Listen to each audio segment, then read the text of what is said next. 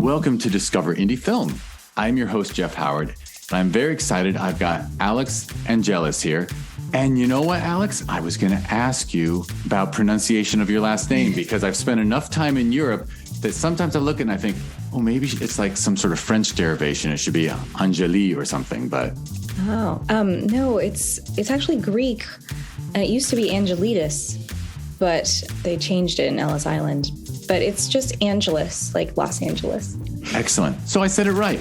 Well, dear listener, Alix wrote and directed a film called Seance-ing, which was at the Sherman Oaks Film Festival in 2020, which was, of course, November 2020. It was an all virtual thing. So we did a Q&A on Zoom back then, and we are back on Zoom to do the Discover Indie Film podcast about it, because besides being a wonderful film, in fact, Seance-ing took home 2 awards from that festival. It took home Outstanding Short Film Comedy, and I'll add, Outstanding Screenplay Comedy, written by Alix. You wrote and directed the film.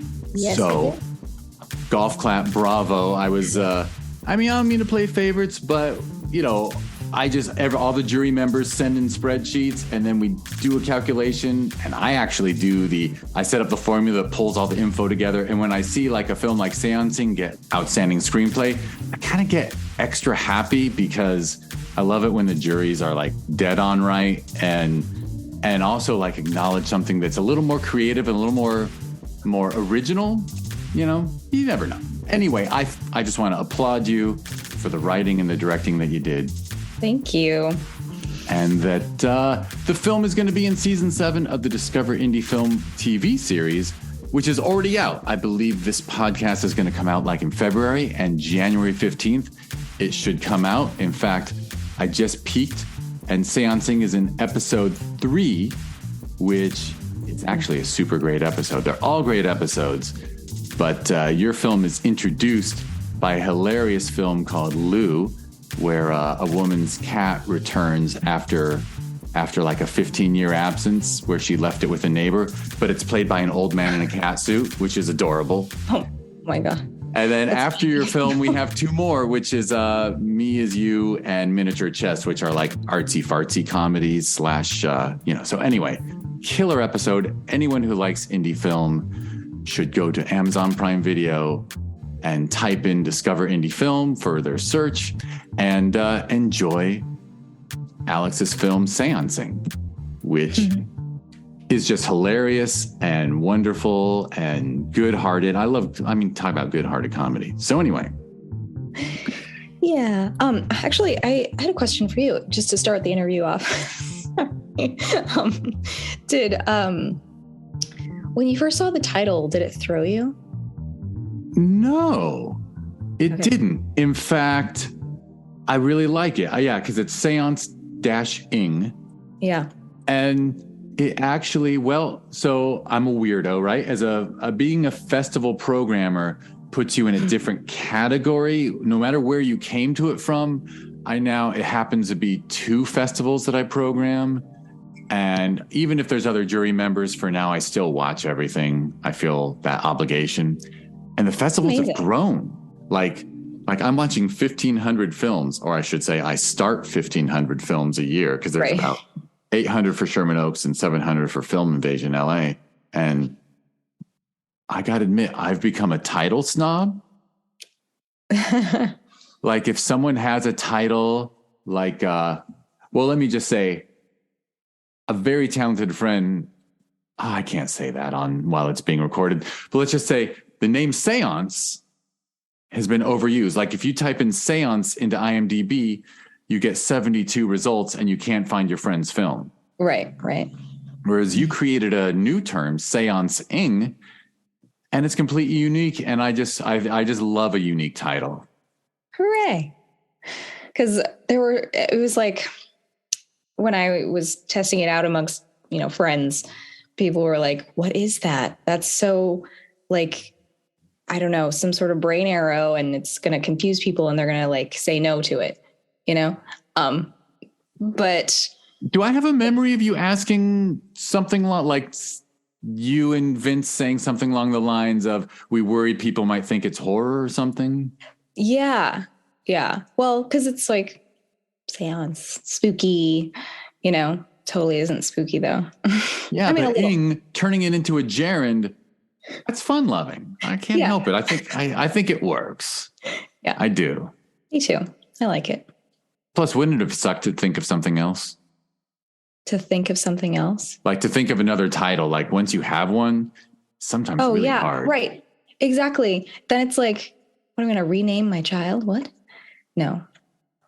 It's so plus weird. They all rename themselves now, so. Yeah, it's true. Keeps happening. We got a kid in high school, like all her friends are like, oh, that's her dead name. She has a new name. Oh. I know, they call it dead name when the name their parents gave them. Anyway. Wow. Oh, that's some sort of pain. It's like, it's weird. Yeah. I don't mean to dismiss it. I admit, like, no.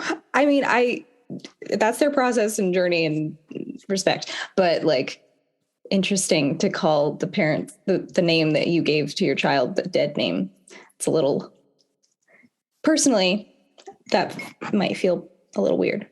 I agree. I wish it was like my ex name or my, like, I don't know, especially because I think some of them may switch back as they mature because, it's, but I understand this is an era of identity. We're paying more attention to it. It's all about like having your own, coming into your own. I mean, it's something that children have always done and rebelled, and it's totally normal and healthy. Oh, yeah. For sure. They keep coming up with interesting ways of doing it. Yeah. All right. So we're not talking about your film or you. So I will discipline myself. Actually, it's on topic. It's very much that time of life. Yeah. In fact, a wonderful, I mean, you could call it a coming of age film, even though it's really a sleepover. But yes. But I think they achieve an understanding. I would love to call it a coming of age film. I think that's kind of what I set out to do, that it is a sleepover, but within the course of that basically few hours, they grow so much and come to like a lot of realizations that will help them move forward in their lives. Absolutely. Yeah. And because they're tweens, they're in that, they're about to, or are just hitting puberty. And Lord knows, when I was younger, I wanted to be a high school teacher just because I wanted to stay around people of that age, because like every day they're becoming someone else and something more interesting and more mature. I just think that's a wonderful time of life. Yeah. I mean, it's so ripe. And like, I think as adults, hopefully we can all continue to grow. But I think the change and the things that you come up against just happen very much more quickly at that age, because you're testing out things and, thinking, like figuring out what you can get behind as a person. So yeah, absolutely. Well, before I ask, we're getting so close to me narrowing in on what inspired you to write the story. But instead of focusing on seancing for this moment, I'm going to jump back and ask you the general use question, which is, hold on. Sorry, yeah. Cat. Just a second. All right. If there's an awkward pause, it's because we had a cat pause. And cat pause. That's a nice pun. But Alix is now ready for my question, which is, I do know you as a performer, because actually you were in an earlier film that was at Sherman Oaks Film Festival.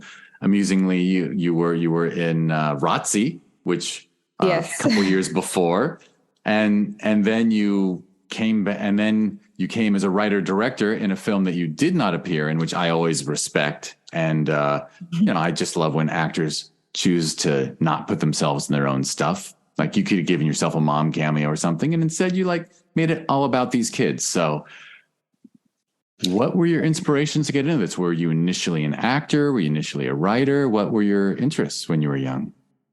Yeah. So, it's interesting. I was going to say I definitely was initially an actor, but when I was very young, I started acting when I was 11, but when I was very young, I I was a writer. And my sister and I would write little plays and perform them on the fireplace, step. And anyway, but for a long time, I've been an actress. I still am. And I just noticed that on the several sets that I've been on, I started to more and more think about all the different decisions that are being made at any given moment. And I got very curious. And then I realized that I had opinions about all these different aspects of the filmmaking process, and that it would be fun to see how I fared in the role of the decision maker. And so I decided to give it a try. And you had been written stuff and performing it as a kid. So you did have the creative spark in you. You weren't just, I think there's a big difference between the kids who write something and do it for family and the kids who get up and just perform like a scene they've seen on TV or in a movie. Yeah. I've seen both from kids. And whenever the kids are creating something, you see that spark and you're like, ooh, nurture this. So I'm not surprised that as an actor, that creative spark in you was still burning a little. Yeah. And I don't know if this is normal or not, but I just remember as we played pretend, we would script each other. It's and then you say this and then I'll say this and then you say that. And then we would rehearse it and then we would do it. But it wasn't always a performance. We wouldn't go show our parents that. It was just, as we were playing pretend, we were making, honing the scene. That was interesting. And then I went to NYU and went to the experimental theater wing, which really puts an emphasis on self-scripting and, creating your own work. So I was well primed to step into the writer-director role. Absolutely. Okay, I'm going to make you back up chronologically. So you started acting at 11, you said. So was that auditioning and stuff, or was it school plays and things? It was I went to theater camp, and it wasn't camping in the woods, but a day camp. And that was musical theater, and it's super fun. Really got us out of our shell. I say us, I have a twin sister, so it's always us.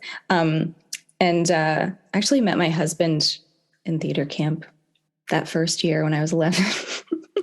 Really? So you knew each other that long? That's fascinating. Yeah. I mean, we didn't start dating till college, but we were friends and we did all sorts of theater and stuff. And I got the bug. And I didn't ask where did you grow up? That all happened in Carmel. Oh, Carmel, California. So yeah, one of the more beautiful parts of the world. It is very beautiful. We're very lucky. My mom, we moved from Florida, a farm in Florida, to Carmel because my mom got a job at the Naval Postgraduate School, which is, I think that's what Monterey is kind of known for. I mean, except for the beauty. And so that's when our lives changed in California. And we were brought out of our shell by theater. And just acting through high school and then NYU.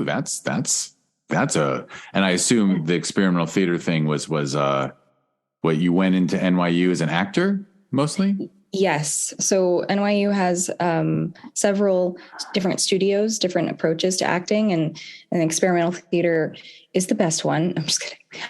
But it it sounds like the best. I mean, yeah. It was really fun. Such a valuable experience. And a lot of really cool creators have come out of that, because it's not only are they actors, but they, bring something from the ground up. So are you familiar with Pen 15? Every episode I've seen. Okay. So those two gals, Anna and Maya, went through experimental theater wing too. So that's what I'm saying. They came up with this idea for themselves and made it what it is. And it's right. So they don't just encourage experimental theater as far as like finding obscure plays, but they want you to create something very original that involves yourself. They highlight that a lot. Yeah. Which is wonderful. Yeah. For anyone who hasn't seen Pen 15 on Hulu, just watch it. It is, it's pretty remarkable. Yeah. Yeah. It's such a fun idea to have the adults play kids. And also it's like back to seancing, like that age, it's so ripe. I think that's why it's so fun to watch, like an adult sort of going back into their that mindset, because you get this sort of perspective on it that you wouldn't get if it was just kids playing kids. Yeah, and a perspective on their lack of perspective. Exactly. Which is yeah, so great. So NYU must have been a wonderful experience, and I imagine, I mean, you know, I like complimenting people, so I'll add, it kind of does tell me, I guess I'm educational snob, because it tells me you were talented and bright, because NYU is pretty hard to get into. So, you know, bravo for that. Were they just outstanding years there? Yes, I wouldn't trade them for a thing. You know, I have lifelong friends and collaborators, and I think of my training often, you know. There's always the sort of not so joking joke about how you don't need a theater degree, which, yeah, technically you don't. But what I learned, I mean, super invaluable, and like, just like, I can't describe it. It's not just craft. It was the whole attitude towards creation that has really stuck with me. Yeah, and brought you out to New York from the California coast, and what an amazing experience. Did you stick around and like do some New York theater, or what happened after school? You know, I would have, but right as I graduated, I was in a show that was, weirdly enough, in LA. There was a group of creators and theater folks that I had worked with before college, and they were doing a version of a Shakespeare play that they were going to take to this Edinburgh Fringe Festival. And it was very exciting. And I was like, yes, absolutely. Like, and to have something right away, like the week after I graduated, was awesome. And so I went there, but then, like right as dovetailing on us finishing our run, I booked a movie, and then I was like, I booked a commercial, and then, you know, I kept being like, I'm going back to New York, but then I got stuck in LA. Yeah. The work brought you here. Yeah. So, which is a great reason to move here. Absolutely. For sure. And then you just hit the ground running and focused mostly on acting the whole way? Yeah, I did. I was focused a lot on acting until, I don't know, the filmmaking thing. I saw a lot of my ETW, experimental theater wing, friends, you know, doing the thing, creating their own work and everything. And it was kind of intimidating to me, because I felt like, oh, it's because they have better connections, and not, I mean, they did have great connections, but, or like, it just didn't seem accessible to me in the same way. Especially since it was LA, and like LA was kind of intimidating. I felt like I knew theater, but not how to navigate television and film, even though it was a new, exciting place to create. And so I put it off for several years. I mean, the self-creation stuff, I was acting, and that was awesome. But then like in 2012, I finally, as I was stuck in traffic, I came up with this idea that just like came like all fully formed in a short film. And then I was like, you know what? I know a sound guy, and I know this person has a camera, and like, let's just do this. And suddenly I was a filmmaker, and I was like, oh wait, that was kind of easy. I mean, you know what I mean? Like, it wasn't easy, but it was, once you're on the other side, you're like, oh, now I'm a filmmaker.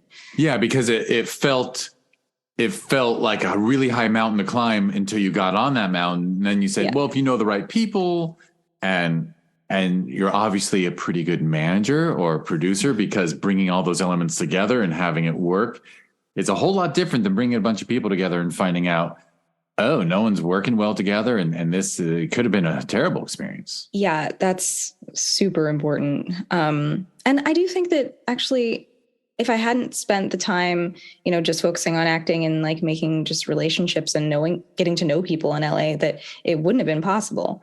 I mean, as a first film, you want to be surrounded by friendly people who you have some goodwill with and will be patient. Yeah. For sure. So, and that was one that you wrote and directed? I wrote it, but I asked my friend John Parmenish-Boca to direct it, which was great. Excellent. And so that was 2012. So 8 years before Seance-ing, you make a short. Did you just keep that balance going of auditioning and acting and acting and acting, and then occasionally doing a short every year or 3? Yeah, it was more like every 3. No, it's a lot of work. Yeah. And then you finish it, and I'm a huge fan of shorts. That's why there's a Discover Indie Film TV series based around shorts, because the short, you make a beautiful short, and then there's, after the festival run, what do you have? It's a tough one I admire people who just keep going back to it, because they're not, it's not like someone who's rolling the dice on a feature thinking that they'll be the next Ed Burns or Kevin Smith, right? Like it's for the art. Yeah. And I think it's also a good thing to say, like, it's a calling card, to use an overused phrase. But it has been very useful for me. And I've also done a bunch of like music videos. So in between short films, I did music videos, which were a little bit more, I don't know, I guess less hats for me to wear, because, there's no dialogue. I didn't write the lyrics. And I think the artist has an idea, and then I come and hone it, and we work on that together. And I mean, I love directing music videos. It's just like it's almost like a trailer. Yeah. But I do like to have narrative in my music videos. And I think that's what people like about them, or at least have commented on.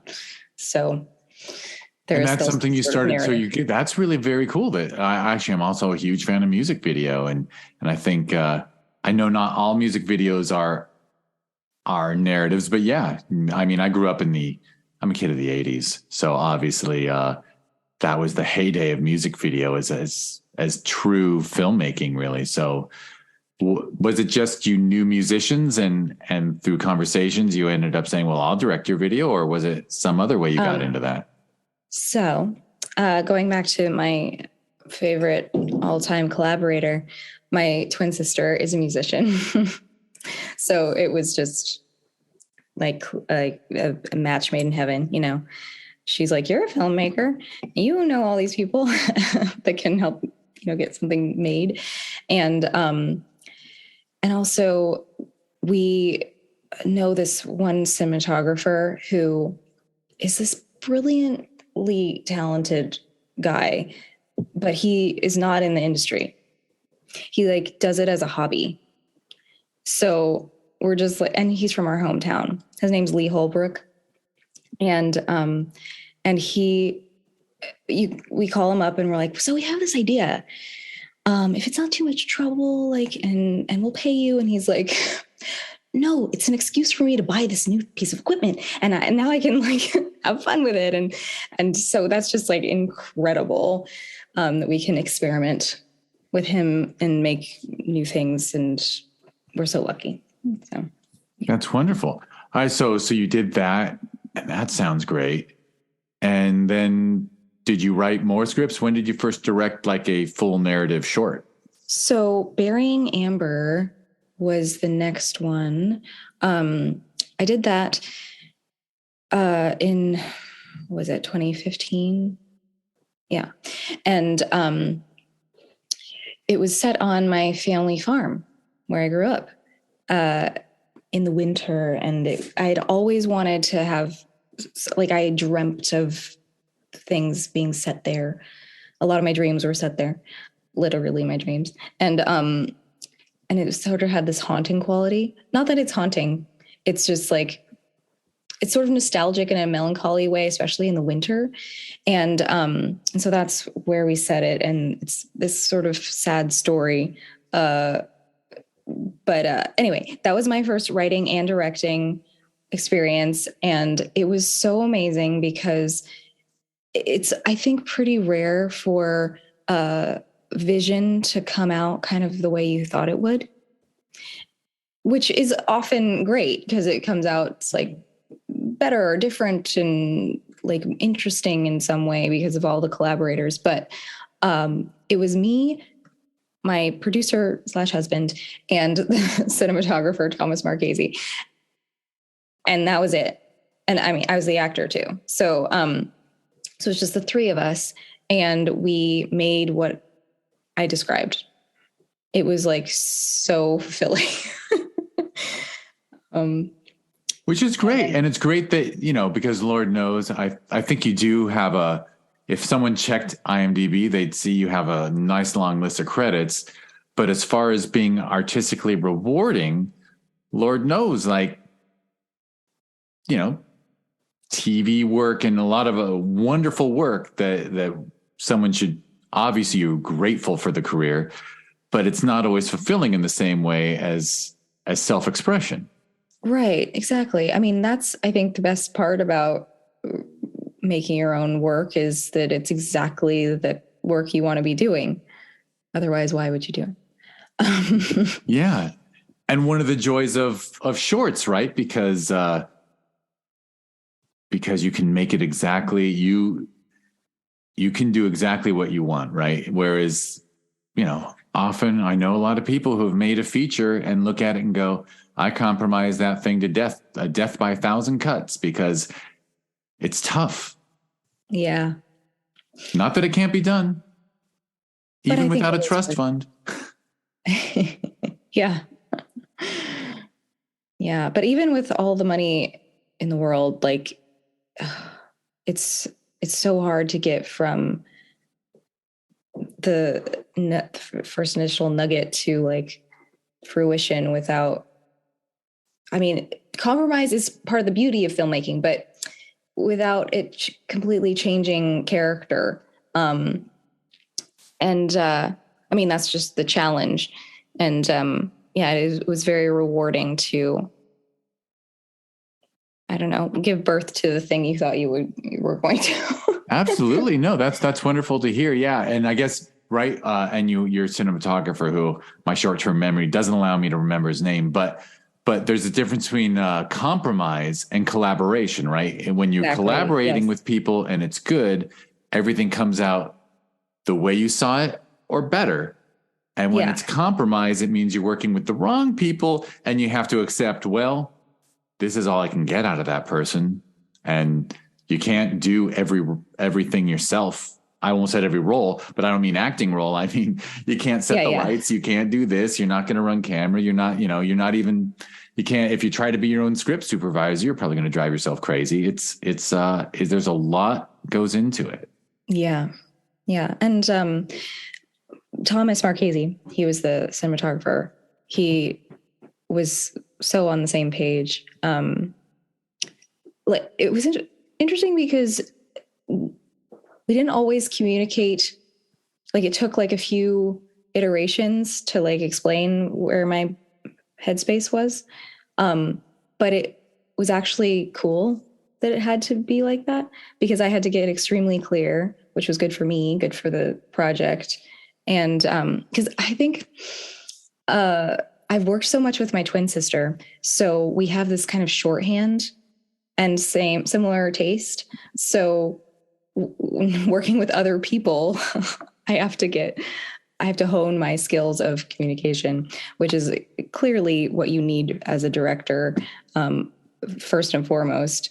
And so it was very good. But and for him to have the patience anyway, we got along enough to where that we could have the patience to get to communication, which was great. And Thomas is a director in his own right. So he's very talented with the camera, but he is directing features and he's fancy now. He has a movie called From Black that is coming out soon. Keep an eye out for that. It's starring Anna Camp. Oh, excellent. Yeah, it's interesting. I've resisted because I want to treat you as the artist you are and not someone who's a twin. But I do want to share with you something amazing, which is at the Sherman Oaks Film Festival 2022, which was 1 month ago. So it's very fresh in my mind. We had 3 sets of co-directing identical twins.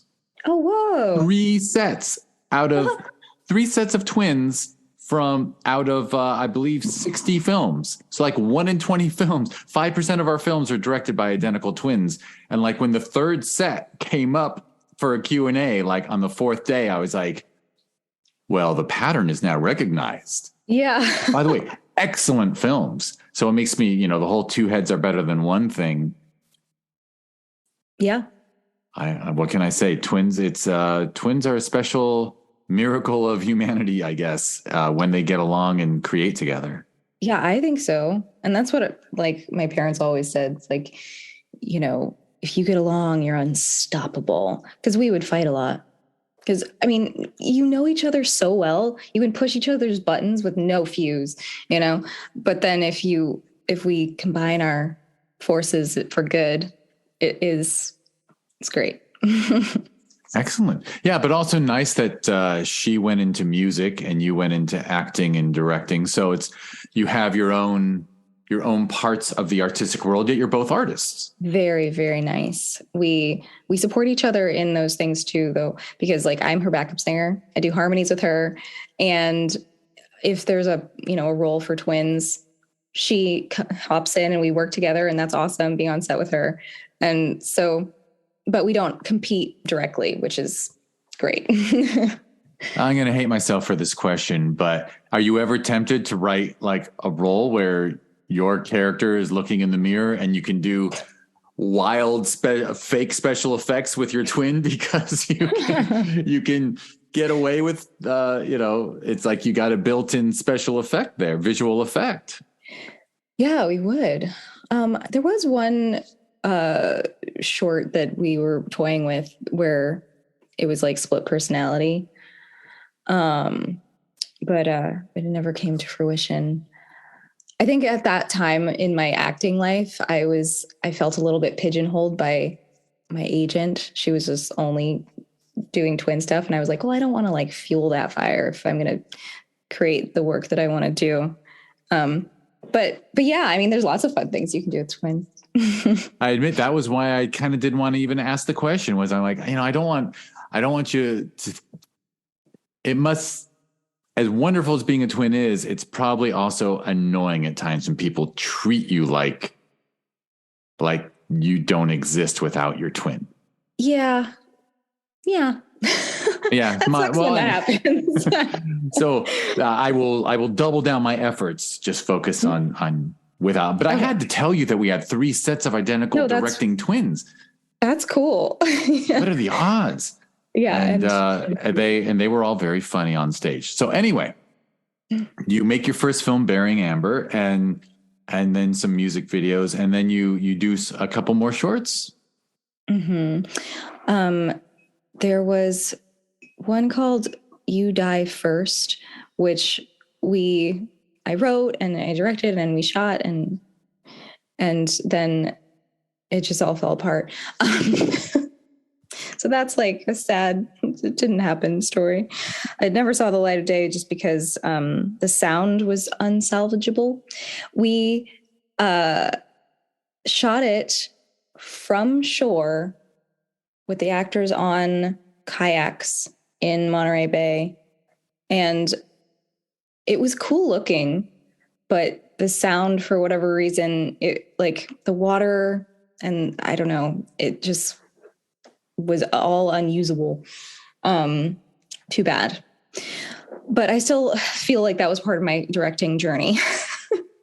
But anyway, then several years went by, and I did many more music videos, and I actually did like some documentary work, which was really interesting.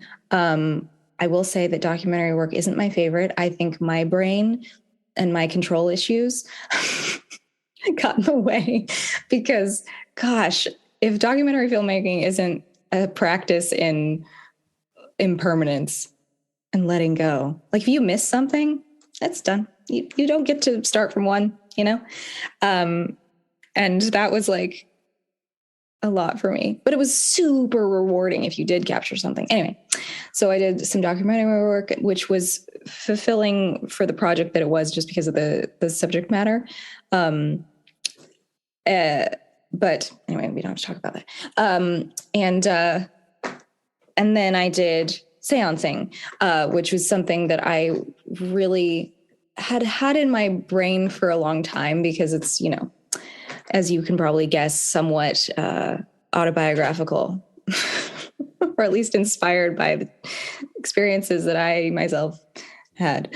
And it was just so wonderful to do a period piece and go back into that nostalgic time period. And from a production standpoint, made my husband, who's always my producer, nervous because he's like, I was like, you know, it's easy. It's going to be, you know, one location. They're just under a trampoline. He's like, yeah, but it's a period piece.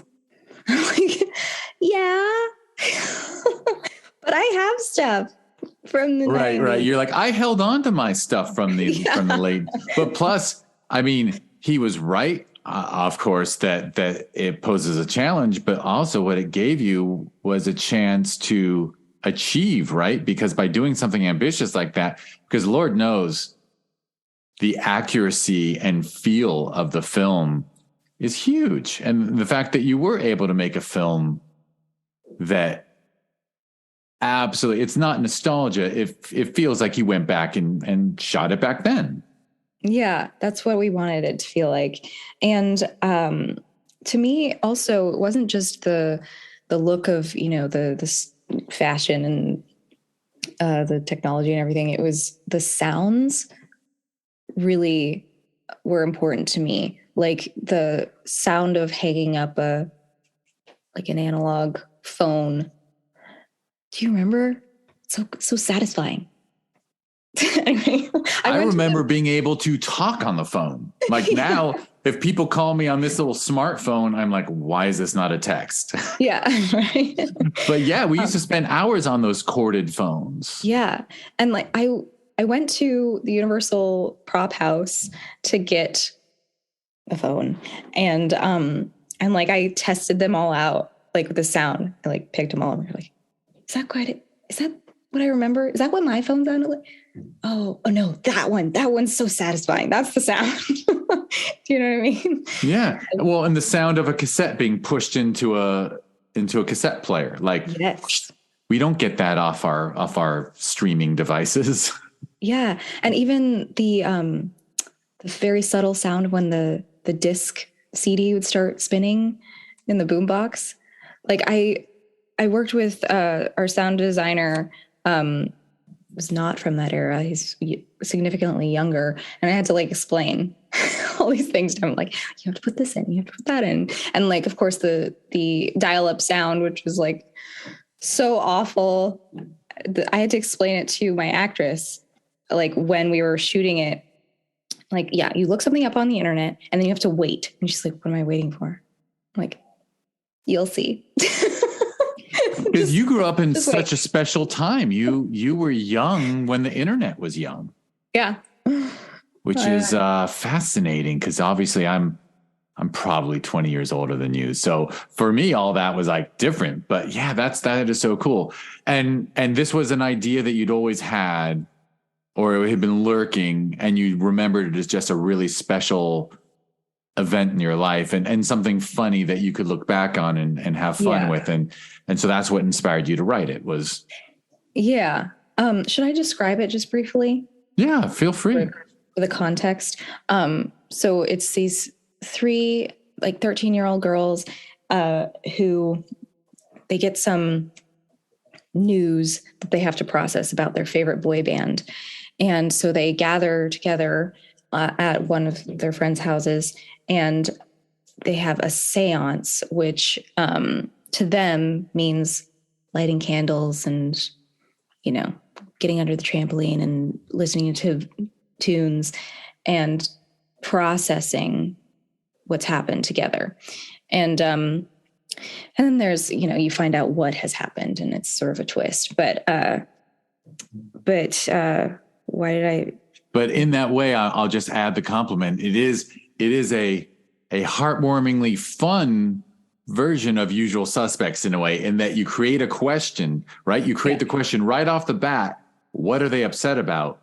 And you keep that secret till the last frame, essentially. Yeah. So it really is, in a funny way, like, what do you call that? I mean, we call it comedy in this case because it's a fun film, but it almost has that thriller aspect of like, who done it? What's going on? Yeah. And I think, you know, people have said that they thought it was much worse. I mean, and I think I allowed it to, you could think that one of the band members committed suicide or something like terrible like that. But then when it is revealed what it is, you're like, oh my God, that's so silly. But in my memory of this kind of thing, and in the story, hopefully that people are watching, it's not silly. The experience that they go through is real, and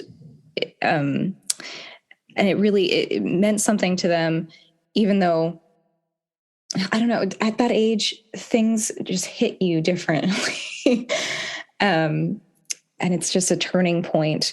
Whatever the catalyst may be, it was the catalyst for growth and thinking about things differently and you know, what life is going to be like.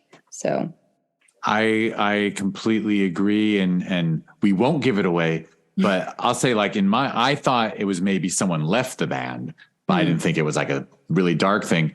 But also I remember telling our kid when she was like 11, I'm like, thing about being a teenager is the first time you feel something, it's the first time you feel something. And it's really the first time feeling real disappointment. Yeah. Betrayal. In a beloved, you know, just like, my God, the way I felt about some, I can't believe I'm going to mention it, but like the way I felt when I found out that Dustin Hoffman was a scumbag too, I was like, oh my God, like such disappointment, but I can handle it because I happen to be in my 50s when it happened or whatever. Right. But yeah, to be 13 and have someone you absolutely love and adore disappoint you, and the first time you feel disappointment at that level, it's major. Yeah. Yeah.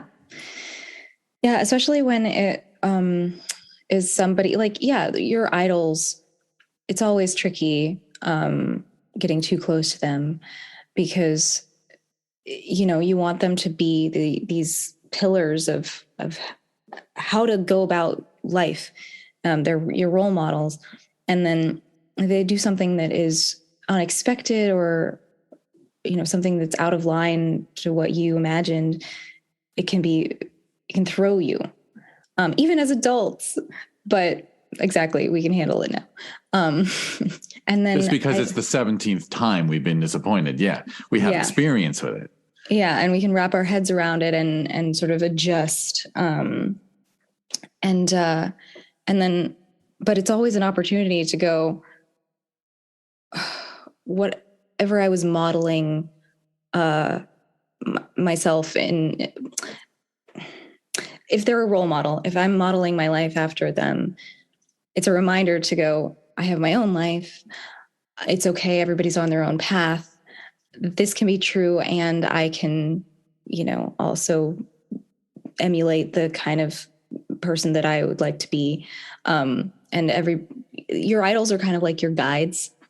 They don't owe you anything. And I think that's a huge learning moment too, as a young person, to realize that people don't owe you anything, and everybody's on their own path, and you yourself can be on your own path. And isn't that liberating? I think that's why you won the award for outstanding screenplay, because you didn't just, you could have, and someone else would have, and it still would have been funny, would have written a script basically making fun of how silly we can be when we're 13. Right. But instead you wrote something filled with empathy and thoughtfulness, and we still can laugh at what the crushing event was in retrospect. But yeah, you gave this a lot of depth and thought. Thank you. I hope that I can do that now that I have my own daughter. Because I remember being that age and feeling like people thought I was silly a lot, and like recognizing it. I think as adults, we often are like as if kids aren't hearing it. Like we're like doing asides, like, isn't that silly? But like, I remember hearing it and being like, feeling bad. And I said to myself, when I have kids, I'm going to take them seriously. And I knew that I was going to grow and have different perspectives and become an adult, because I could see that adults had different ways of thinking, and I'm not always going to think like a child. But right then, that's who you are, and that's important to accept and to witness with respect. And that's what I tried to do with Seance-ing. And I hope that I can do that for my own daughter too. I think you will. I hope you're easy on yourself, because you won't always be great, but the goal, right? Well, I would like the goal of every parent to be just, we get a lot of programming from our parents and it comes out and we're like, oh wow, I didn't realize I was ever going to say that, but it turns out I do have them in me. But if we just improve a little bit, just a little more thoughtful. I do that a lot. And I know that it's not like, it wasn't malicious at all. And it's often actually delighted. I had a moment a few years ago where I was with a friend's she was 12, daughter, and she was playing guitar and singing a song that she wrote.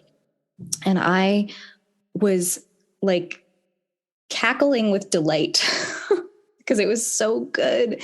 And it was just delightful. And she just like got so upset, and I was like, oh no, what?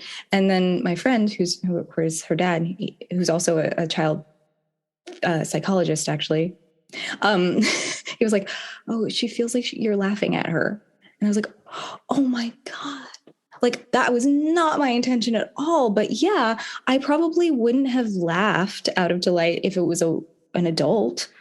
I was like, it was somewhat out of shock that it was so good and she was so talented, and to come at something with shock isn't super complimentary, like you shouldn't be so surprised that they're so great, right? Well, like, I think it's actually fair to be surprised by talent. No, it's fair. Yeah. That's what I'm saying, that like, even from a good hearted standpoint, it's just a little delicate sometimes that you can do things that are a little, I don't want to say harmful, but for lack of a better word,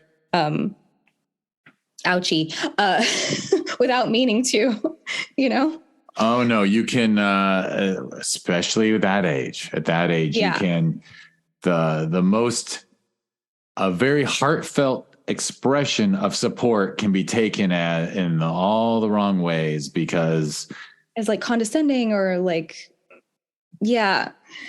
so interesting to try to step back into that. Yeah.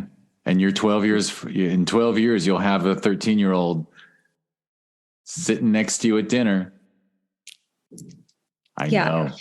And it's going to be wonderful. And I'll be even further from it. So I just want to keep reminding myself of what it feels like to be in those shoes.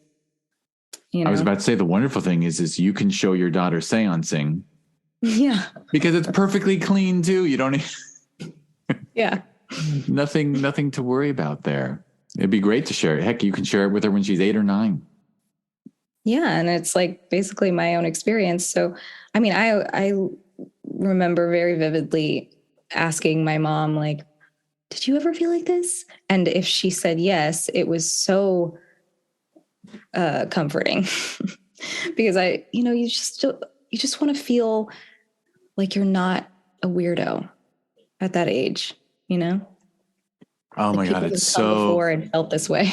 I mean, we're just talking about adolescence now, but yeah, it is so hard to convince a kid that the feeling you're feeling, you're not the only person in the world to feel this way. Honestly, we respect your feelings, but we want you to know you are normal and you are human and this is what it's like. And like, don't feel like you're the only person in your high school who's walking around feeling this way. Like everybody's an oddball and they don't think anyone has it together.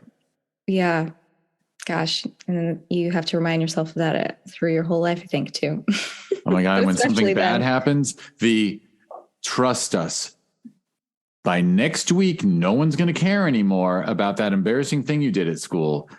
No, my life is over. It's like, no, the odds are tomorrow there'll be something else for everyone to gossip about.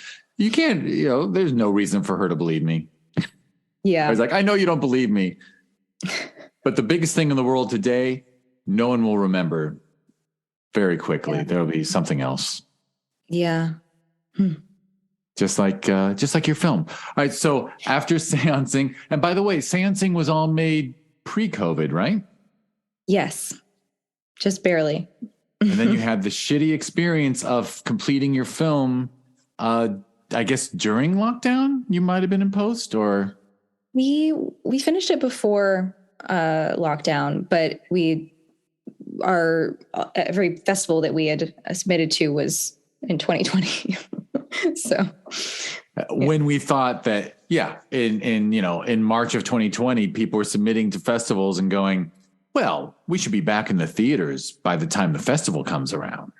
Yeah. I remember when it was like 2 weeks and it'll be fine. If we all just stay home for 3 weeks, infection rates will be low enough. Turns out things don't work out perfectly. Yeah, I know. And then I was like, you submitted to a festival like Sherman Oaks that was going to be in November. And odds are you submitted, a couple months ahead of that. And, it felt like maybe we didn't know about holiday surges and stuff yet. Yeah. So naive. Well, it was our first pandemic in this country that actually hit. Other countries had already dealt with it and they handled it much better. And I don't even know if we will again. We don't have to talk about that. But you had a very virtual festival run. Yeah, which actually was, I mean, God, it feels so normal now. But I think at the time, there were some advantages to having like pre-recorded Q&As. Actually, the one that we recorded about Seance-ing is on my website, on the Seance-ing website, because I really loved our conversation. And it gives a great context or a backstory of how it was made and what it was all about. And, it's really special to be in a theater and have a real, in-person Q&A and have that real in-person experience with the audience. But I think having that like to show and keep is cool too. And a lot more people were able to see it actually. So yeah. And you were able because of this Zoom stuff, instead of only getting a Q&A for the festivals you could attend, you pretty much, well, I guess not all festivals did a virtual Q&A, but I assume most did something virtual, which is, I mean, for me, it was it's funny, pre-COVID at Sherman Oaks Film Festival and Film Invasion LA, if there was a really wonderful film from overseas, and I was like, we would sometimes take a computer at the festival and do a Skype Q&A with the filmmaker in Germany. We did it for someone in Germany and we did it for someone in France where they stayed up till like 2 a.m. so that they could have a Q&A with their face up on the screen and the audience asking questions to me holding a microphone and then me repeating them. And it was really neat. But then 2 years later, like that was turned out everyone in Europe could do a Q&A and everyone in Australia and New Zealand could do a Q&A and Tokyo. Yeah. It just became normal now. Yeah, which is great. Yeah. Yeah. Well, by the way, thank you. I'm very honored that our Q&A ended up on your website. Mm-hmm. And that's neat. I know I love when that happens. I think there's even a couple of the theatrical Q&As from the festivals on people's like DVD extras when they bother to put out a DVD for something. Oh, cool. Yeah, it's neat. Which is funny. You, if there was ever a film that deserved a nostalgic DVD release, Or like Seance-ing. Too bad it's not worth it. No. All right, so since Seance-ing, and then we tried to get you in the theater. Well, a year later, we actually did throw Seance-ing in. I tacked on an extra night to the Sherman Oaks Film Festival the following year in some blind effort to try to like recapture it. And some films that had never screened it at a theater. And I learned, when people have had all their friends watch something virtually for over a year, we couldn't get anyone out. Oh, and I'm sorry I didn't make it because I was having a baby. Like you literally. were having a baby. There's a very good reason to not be at the theater. Yeah. But trust me, it would have been, I would have looked over at you and shrugged and been like, I really thought we'd get people out here to watch your films. I really thought this was going to be a wonderful night. And it was, needless to say, I learned a lesson. Yeah. But a good thought, a generous thought. Yeah. Yeah. In the end, COVID was too much. Yeah. A film that had a virtual run, and that's that. Yeah. And I think there was like a surge that was when Omicron was just starting. So it was honestly. So, but I can still say I saw Seance-ing on a 25-foot screen, which is kind of cool. Yeah. With a group of people laughing. And I could name a couple people there and they loved it. Especially that night we had 2 female directors. Not that I recognize everyone by gender, but I know she really appreciated your film, which is excellent. New moms always got a yawn. I get it. I guess you're not that new. 13 months is not new. But anyway. No. Still not sleeping though. Are you so since Seance-ing, have you gotten to write stuff or? Actually, I have written one little like scary thriller thing that it's not my baby, but I made with another producer called Quiet Time. And that was like a total collaboration. We wrote it together and produced it. And you can see it. I think it's on YouTube. So that was a cool foray into a genre that I don't usually write in, but I actually act in a lot. And then I am in the process of, I don't know when it's going to happen, but I have like kind of a crime solving thriller, but with melancholy and personal growth elements, because, that's my jam. And hopefully I'll be able to, oh, here comes the baby. Hopefully I'll be able to get that in production early next year. So that's the plan. Excellent. Well, good to hear you're staying productive and Lord knows it's not, time management becomes a tough thing all the time with or without kids. So good to hear you're staying at it. Yeah. So, and if someone wants to catch up on you, if they want to, is there social media and or websites and stuff they should check out? Yeah. It's just my name is my handle at Alix Angelis. but it's Alix with an I, Alix, Angelis. And I also have alixangelis.com that has like all my directing stuff there. And, if you need a music video, love those. Call me. Yeah, if someone wants a music video director, absolutely. They should check out. I'm sure you have links on there for all your videos. And yeah, you can watch them, and it's all pretty exciting. And also I have a writing page of like things that I have in the works that I'm looking for, people to attach to, and funding and all that jazz. So you can check those out as well. For sure. Well, I typed it as you said it, so it's in my notes, which means in the show notes for the podcast, there will be clickable links to both your profile and your website. Yay. So that'll be cool. All right. Well, do you have anything else, or should I do my closing spiel where I say websites and social media handles? No, I think that's it. I'm good. All right. And just because he was almost here, I'll just say that your husband and producer, his name is Vincent Cardinal, and he does wonderful work. Yes, he does. He's amazing. He does. I remember the Q&A, and I'm actually really glad we got to talk just the two of us. But is there anyone else you should give a shout out to who's been? I love that you mentioned Thomas a few times. So our whole crew was this company called Too Lemon, TOO Lemon, like too much lemon, but just Too Lemon.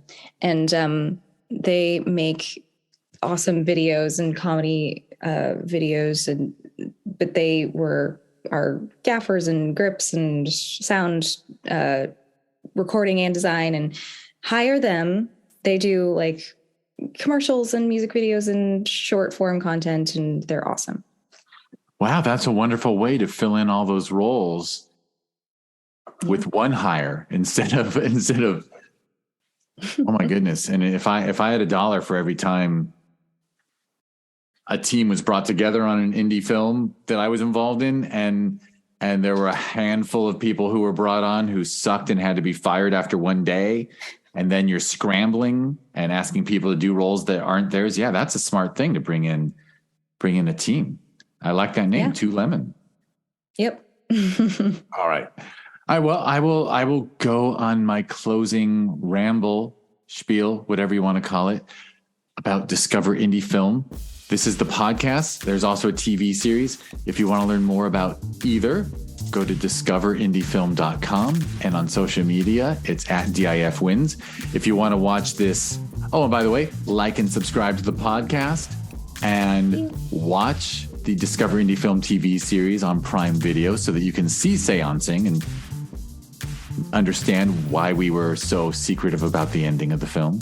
and that it's just really just a delightful watch. It won 2 awards at the Sherman Oaks Film Festival, which is a top 100 film festival in the world out of 12,000. I mean, come on, we're talking, and it's highly selective. It's funny. I had someone come up to me at the last festival, who was nominated for a screenplay in our screenplay section. And she's like, I submitted a short and it's not in the festival. And I was like, it's a really hard festival to get into. I'm not going to lie. Like, we get a lot of submissions, and, we rent the theater for six days, but we can't get everything in. And, you just want to look someone in the eyes and say, maybe it wasn't good. I can't answer why your film's not here. But anyway, I totally derailed myself. DiscoverIndieFilm.com, at DIF Wins on social media. Go to Prime Video and type in Discover Indie Film and rent season 7. We used to be included with Prime, which was awesome. Amazon decided that Prime Video should indie content. They'd rather not just show it for free and then send us 0.001 cents per hour. They'd rather charge the public and take half of it. Good business model for them. So I will just plead with anyone listening that, for example, season 7 that Alix's film is in, I think there's 25 short films in there, and they're all independently produced, completely just films that are made for the right reasons.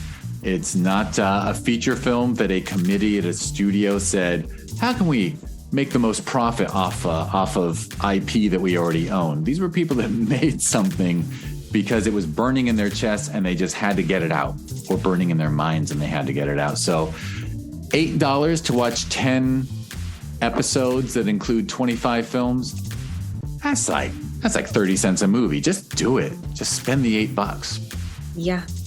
And I will mention the Sherman Oaks Film Festival. We talked about it a lot because Seance-ing was in there. You can learn more about it. We hold it every November. What do you know? In Sherman Oaks. So go to ShermanOaksFF.com or at ShermanOaksFF on social media. And it does have a sister festival that I probably mentioned called Film Invasion Los Angeles. You can learn about that one that we hold every June at filminvasionla.com. And it's at filminvasionla on social media.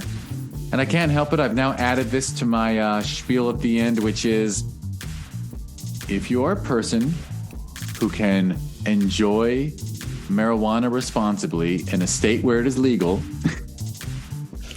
and I happen to live in a state where it's legal, and I, on occasion enjoy it. We started a thing called Hi TV. It's a smart TV app where all the content is wonderful to watch when you're high. And and it's $4.20 a month. And of course, I recommend if you are someone who likes creative indie content, indie films, these are really great films. And they're even a little better if you're high, but you don't even have to be high to appreciate art. But, I listened to Pink Floyd all my life and never listened to it high until like college. And then I was like, wow, I just heard stuff I never heard before. So yeah. What are you going to do? Mind expanding drugs. Yeah. It is. But don't abuse drugs.